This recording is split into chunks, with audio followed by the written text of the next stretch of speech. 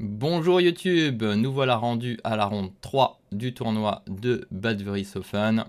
Je suis opposé à un joueur, je crois, suédois, si je ne dis pas de bêtises, Lind Frédéric, ou Frédéric Lind, qui a dépassé tout juste 2300 dans sa carrière. Il a 2264 dans ce tournoi. Et la préparation commence. Je prends une petite heure, je réfléchis. Et comment vais-je me préparer? Je pense que c'est le bon moment de vous parler un peu de ça. Eh ben, je vais simplement regarder un peu tout ce qu'il joue et je vois qu'il joue E4 exclusivement. Donc je peux déjà montrer, il joue E4 exclusivement et là je me dis, il a l'air d'être assez bien préparé, il doit préparer ses parties. Ma méthode a été la suivante, je me suis dit, qu'est-ce que j'ai joué récemment? J'ai joué C5, j'ai joué E6, j'ai joué G6, donc je retire déjà ces trois choix de mes possibilités. Il me restait donc E5, D5, D6, C6, KC6, cavalier F6. On va dire que ça va être tout ce que je vais jouer de manière peut-être entre guillemets régulière, selon mes adversaires. Et là, je trouve une ouverture, je cherche dans toutes ces parties, je trouve une ouverture où il joue toujours le même système et je décide de m'orienter vers celle-ci. Ma prépa commence C6, Caro-Can, petite référence à mon ami Tigrane et son pack de Caro-Can, D4, D5, E5, Fou F5, je décide de jouer cette ligne et il joue toujours exclusivement cavalier D2, cavalier B3. J'arrive ici, évidemment, je ne me suis pas arrêté ici et j'ai décidé de jouer une ligne très dangereuse. Je joue cavalier D7, cavalier F3, cavalier E7, je vous passe la théorie. Il joue Fou E2, tout ça sont des coups de développement classiques. Et là, je vais jouer le coup très risqué cavalier G6. Alors pourquoi est-ce que c'est très risqué? Parce que ce fou est un peu abandonné devant. Et là, après une variante comme petit roc, il pourra peut-être bouger son cavalier pour essayer de gagner mon fou F5. Dans cette position, il va réfléchir et il va me jouer le coup H4, qui est le second coup. Je pense que petit roc est quand même meilleur. Je décide de jouer H5 parce que c'est ce que j'avais préparé. Et là, j'avais plusieurs variantes que je connaissais un petit peu. G5, G3, j'avais regardé ça à peu près 25 minutes. Avec plutôt le petit roc, celle-ci, j'avais dû regarder, je dirais, 5 minutes maximum. Et là, il va me jouer Fou G5. Un coup très étonnant, donc première fois que je ne connais plus dans cette partie. Et je me dis, mais Fou G5, c'est bête parce qu'une de mes idées, c'est F6. Donc je me dis, mince, c'est étrange, pourquoi il me joue Fou G5? Mais il l'a joué assez rapidement. Et je vais jouer F6, je vais me lever. Et là, je vais l'observer de loin et je vois qu'il commence à faire...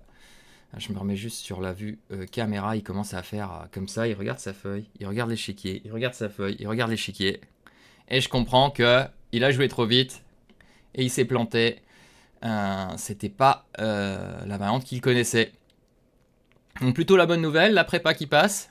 Bon, sans être réellement dans la prépa, parce que moi, ce que j'appelle une prépa qui passe, c'est quand vous rentrez dans une ligne où vous connaissez vraiment bien. Là, c'est le choix d'ouverture qui passe et j'obtiens une bonne position, mais je suis pas vraiment dans une prépa. Dans cette position, il va réfléchir, il va décider de jouer prise, qui paraît logique, GF et Fou E3. Si on fait le bilan ici après l'ouverture, les rois sont étonnamment, entre guillemets, en sécurité, en danger à la fois, parce qu'on ne veut pas roquer, parce qu'on a un peu peur. Notamment moi, parce que j'ai plus de pions vraiment en protecteur. On veut pas roquer de l'autre côté, parce que pareil, alors moi je pourrais attaquer comme ça, et lui il pourrait attaquer peut-être comme ça. Voire comme ça. Donc roi, sécurité des rois pas clair. Développement plus ou moins équilibré, même si mon fou n'est pas sorti, mais c'est à moi de jouer. J'ai 3 pièces dehors, lui 4. Seul petit inconvénient pour moi, le pion H5 en fait. Et pour lui, c'est plutôt le contrôle des cases qui est pas bon. J'ai l'air meilleur au centre, avec mon pion F, qui contrôle les cases de son cavalier. Et à ce moment-là, je vais m'arrêter un long moment ici.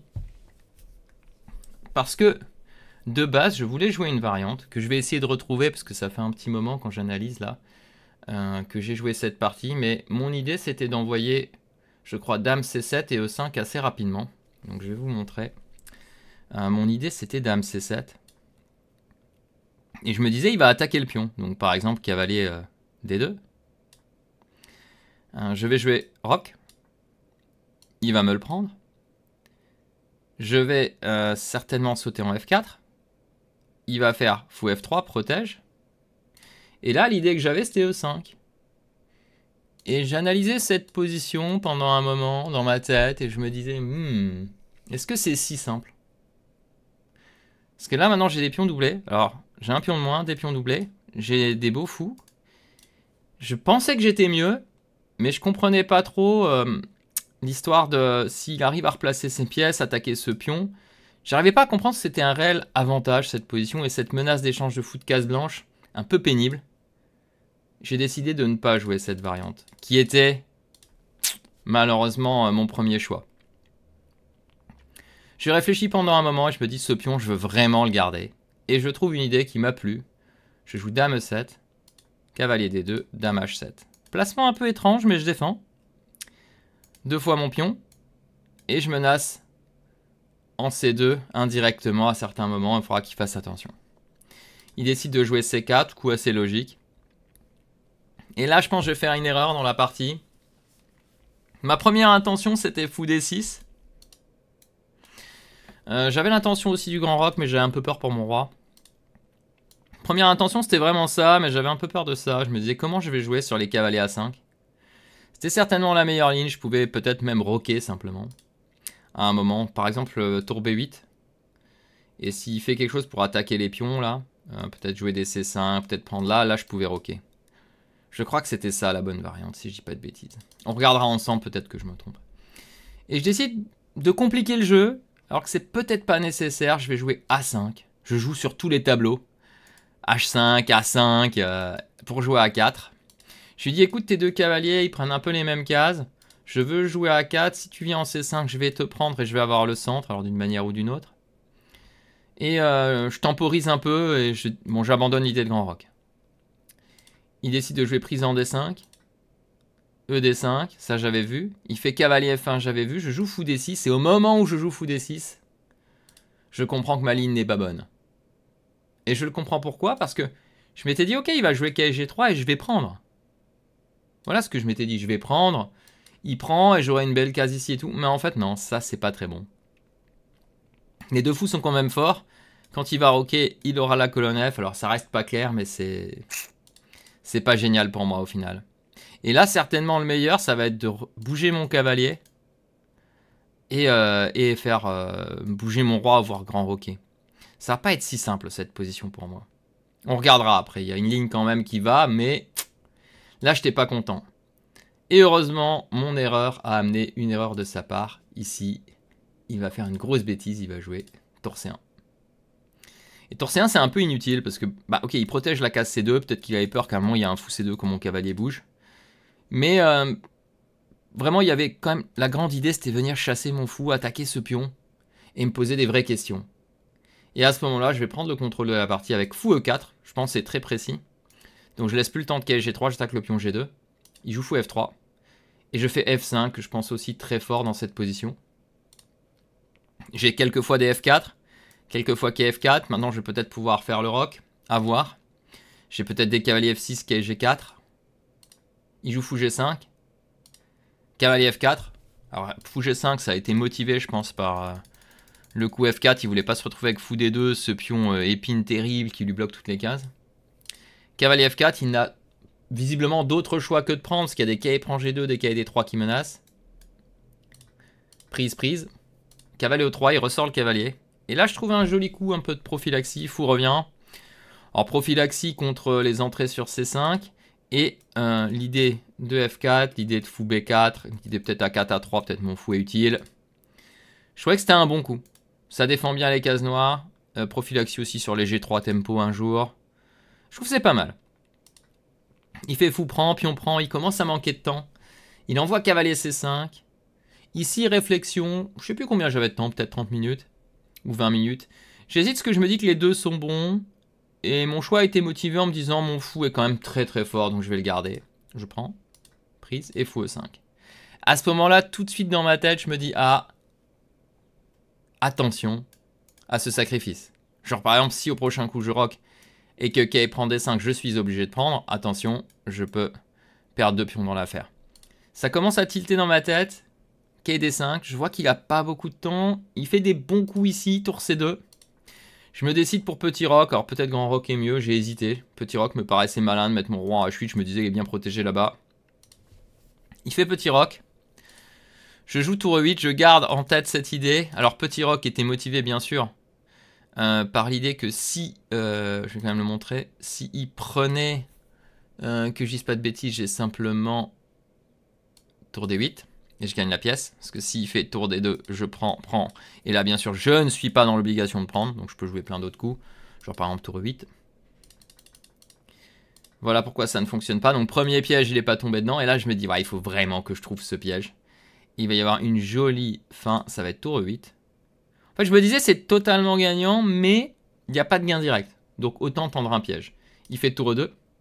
Et là, je me dis, c'est sûr, ça va passer. Je fais tour F4, attaque le pion. G3, tour F3. Là, ma tour est vraiment très mal placée maintenant. Donc c'est le moment où il a envie de sacrifier. En se disant, je prends. Échec. Je regagne ici. En D5, minimum. J'ai plein de pions. Son roi est faible. Et là, il a plus beaucoup de temps. Il lui reste 1 minute, quelque chose. Et il y va. Cavalier prend. Je crois qu'à ce moment-là, j'ai genre 5 ou 6 minutes. Et j'avais vu que tour D8 ou tour D3 devait gagner. Alors tour D8, ça pouvait être chaud. Parce que là, il y avait quand même ce tour E4. Qui était un peu invisible ce coup. Parce que ma tour est maintenant attaquée. Ça devient tendu. Si je prends le cavalier, il y a dame prend tour. Et si je prends la tour, cavalier E7, roi F7, il y a dame prend D8. Là, je me disais peut-être, pardon, c'est peut-être gagnant. Mais ça paraissait compliqué. Je crois qu'il y a un coup gagnant qui est fou D4. Qui menace tour G3, mais ça reste très très compliqué cette position. Mais j'avais un petit piège, bien plus malin, tour D3. Qui invite dame prend D3, ED3, tour E5. Avec la fourchette, tour E5, cavalier F6, roi G7, cavalier prend dame et D2 abandon. Je menace tour E1 imparable. Donc une partie intense, une carocane explosive. Je joue vite, ma prépa passe plus ou moins, enfin l'idée. Il se trompe, il se souvient pas. Milieu de jeu un peu mitigé de ma part. Et de la sienne aussi. Mais j'arrive à garder l'avantage parce qu'il voit pas les bons coups. Et au final, une belle pointe tactique en mode piège derrière. J'étais très satisfait de cette ronde après les 2 premières qui étaient un peu laborieuses. Et je me retrouve à 3 sur 3. Je suis très heureux de gagner encore une partie avec les noirs. Une quantité de parties que je gagne avec les noirs dernièrement, c'est hallucinant. Et on va tout de suite regarder le bilan de la partie. Alors, je vais changer tout de suite la vue. Paf, on est parti.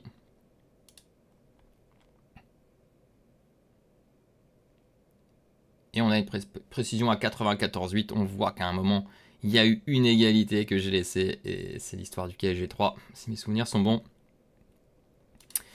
Je vais vous montrer. On me dit que j'ai joué à 2650.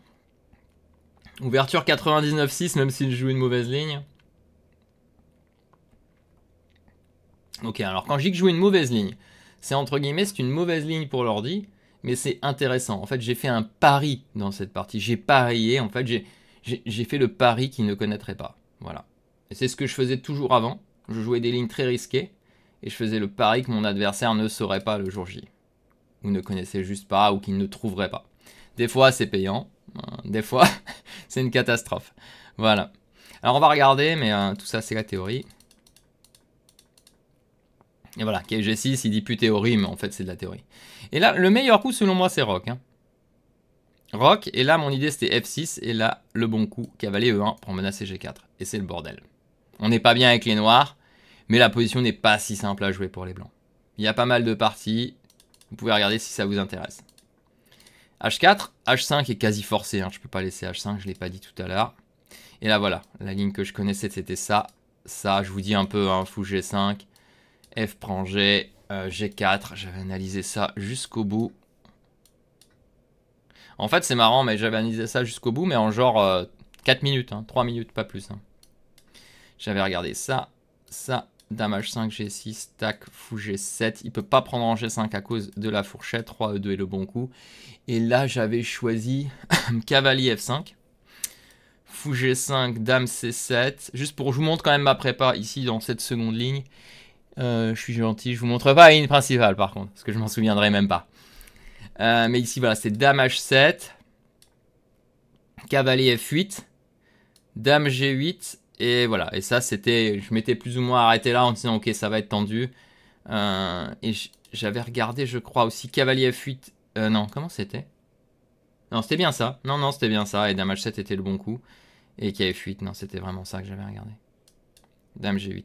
Et je m'étais arrêté à peu près ici en regardant, je sais plus, C5 ou B6. Et je m'étais dit, bon, bah on verra. Hein. On peut pas aller plus loin que ça, c'est déjà le 19e coup. Mais il se trompe avec fou G5. Je joue F6, EF6, GF6. Vous voyez, j'ai un bon avantage. Et là, c'est la grande question de ce dame en C7, quai D2, grand roc. Fou H5, quai F4, fou F3. E5, fou prend F4, EF4. Ouais, et j'allais, je crois, regarder roi F1 pendant la partie ici. Je m'étais arrêté là. Je trouvais que roi F1 était malin. Voilà. C'est ça, l'histoire. Peut-être que c'était meilleur ici. Mais je pense qu'en pratique, c'est pas une bonne ligne pour moi. Et je joue plutôt ce dame E7 que j'aime bien. Et dame H7. Ouais, et l'ordinateur dit que c'est le meilleur. Alors peut-être que je peux être fier de moi. Ça m'a pris du temps, hein. J'ai pris une éternité à la pendule. Mais là, il fait C4 qui est pas bon. Le meilleur coup, c'est tout de suite cavalier F1. Dans ce genre de position un peu compliqué, il faut vraiment aller sur le concret. C4, c'est pas très menaçant. Voilà, et là, la bonne ligne, c'était bien sûr fou D6. J'avais peur de ça. Et c'est tour B8. Et je crois que j'avais prévu dame B3. Et j'avais pas vu que roc était si bon. J'avais regardé fou C7. Ça, fou C7, je sais que j'avais regardé ça. J'avais regardé cette ligne. J'ai pas compris que ces lignes étaient bien pour les noirs. Je trouvais que c'était tendu.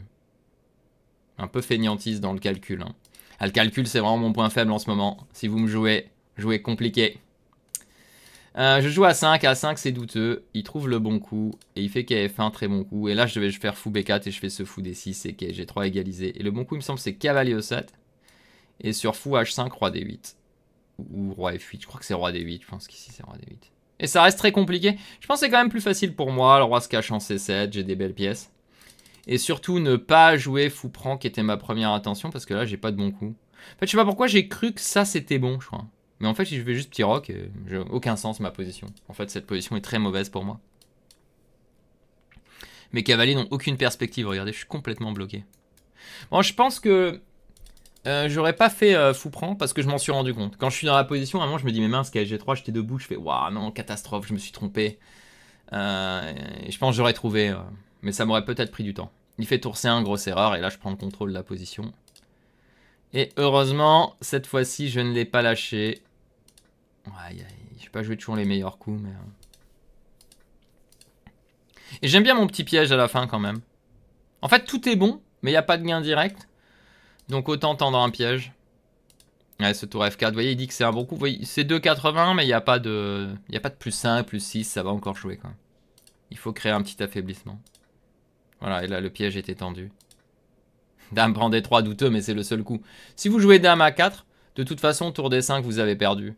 Alors, à moins qu'il y ait... Non, il n'y a même pas quelque chose que s'il fait ça, je peux enlever la tour. Donc, bon, ça reste quand même la meilleure ligne, mais... Et tour D3, c'est joli coup. J'ai même pas un double point d'exclamation dans cette ligne. Ça aurait pu, quand même. Voilà, donc pour cette partie de la ronde 3, j'étais assez content. C'était la première partie où j'étais vraiment content dans ce tournoi. Donc plutôt une bonne nouvelle. 3 sur 3. Ça faisait longtemps que j'avais pas 3 sur 3 dans un tournoi. On va voir la suite dans les prochaines vidéos. En tout cas, n'hésitez pas à liker, commenter, partager. Et bien sûr, vous abonner. Plus on aura d'abonnés, plus on aura de monde, plus je ferai de vidéos. Et puis on se retrouve pour la ronde 4. Où là, on va certainement avoir un très bon joueur. Il va falloir être fort avec les blancs. Voilà. En espérant bien sûr qu'on ait les blancs, qu'on double pas les noirs à la ronde 4. Allez, je vous laisse sur cette partie que je pense très intéressante. Je vous souhaite une bonne journée. À bientôt.